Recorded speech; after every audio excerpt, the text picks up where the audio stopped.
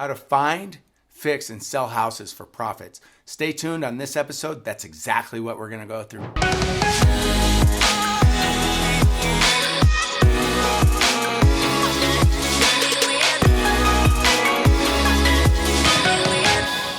First of all, how do you find those deals? Well, I'm not going to get into all that right now. On this channel, we go into it in a bunch of different areas. Just find one, click on it, listen to it. Let me know what you think about that. But before you do that, pay attention here. And then I also have at the end of this a gift for you for watching that you'll want to stay tuned for to help you find those deals. In real estate, you will hear this over and over and over. You make your money on the buy. That's right, you make your money on the buy.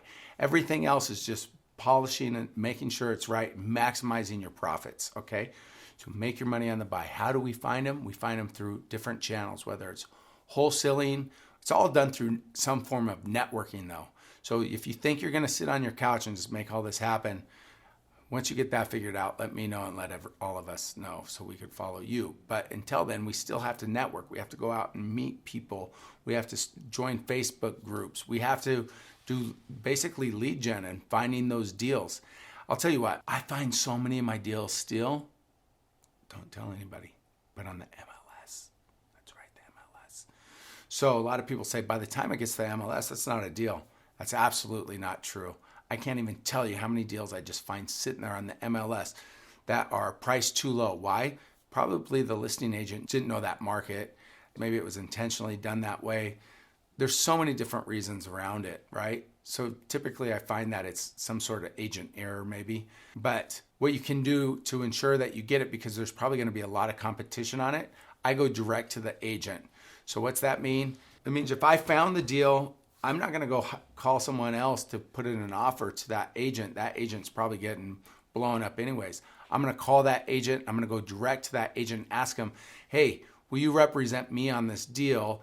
And then let that conversation happen organically. But be serious. Let them know, you could vet out how good of a deal they already have on the table by you just asking some simple questions. So make sure that you go through and if you find it yourself, inquire and go direct to the listing agent. All right. Wholesalers, if you're well networked and you could deliver, stay in front of the wholesalers. When they find deals, they're going to send it to you. You could get these deals at the auction, foreclosure auctions. Go to the auctions.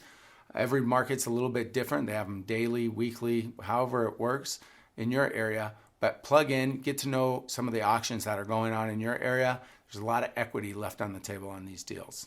So if you're liking this video, do me a favor, click on the link below, subscribe. I'd love for you to subscribe. Please, please, please subscribe. So once you've found the property, no matter how you found it, you networked, through door knocking, through calling on properties, going to the auction, dealing with realtors, putting in lots of offers, you name it, no matter how you found it, the next step is what?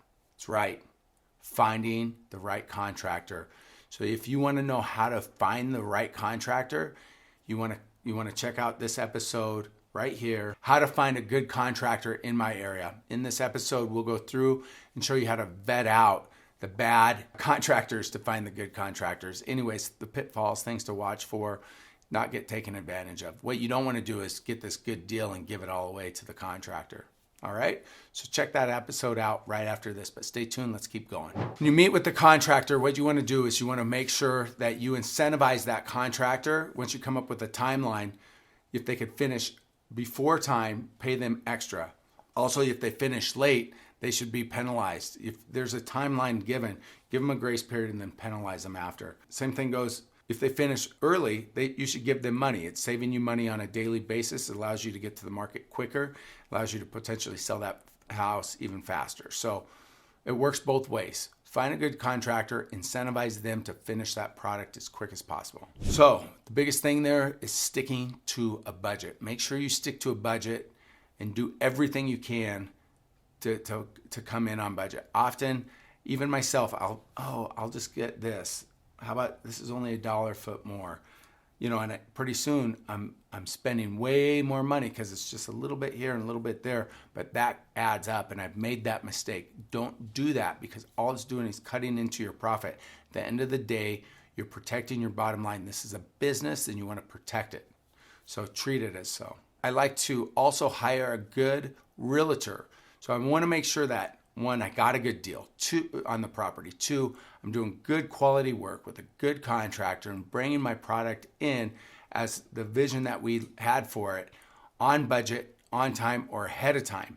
Now I want to make sure that I have the best representation. I have a good agent that's ready to represent this property, show it in its best light, and give me any potential feedback on what we need to do. So I'm going to stage the property. I'm going to get professional photos taken. I'm going to make sure that we're celebrating that house correctly. I want excitement built up on social media prior to a big coming soon. Get that out there, pushed out as much as possible to potentially not just build the excitement, but maybe a potential sale even before it hits the market. I want there to be open houses. I want to know from that agent, what are we going to do to celebrate this house? What are we going to do to move this and build the excitement around it? What's the marketing strategy? Not just throw it up on the MLS and hope for the best. No, we want activity. We want energy around the property. I want to make sure that that agent understands, like, when you do a showing, stack multiple showings up next to each other. So when someone's walking in and maybe another person's walking out, you have multiple people in there at the same time. I know it's kind of weird with COVID and all, but you get the gist. Like, make sure there's people waiting, and then there's that excitement, and now people see the demand.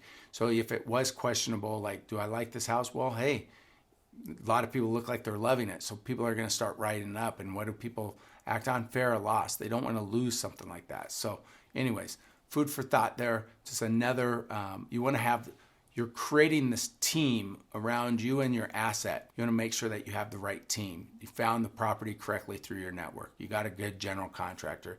You got a good person selling it, and that's your agent. You have also good photographers, capturing the images at the right time. At the end of the day, your goal, or the agent's goal, everybody's goal, is to get as many people in the doors to see this property as soon as possible.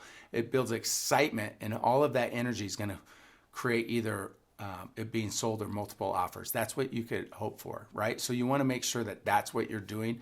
Everything is being drawn for that, right? So food for thought. I'm building up the excitement, the professional photos, the quality work. Everything's done for that reason.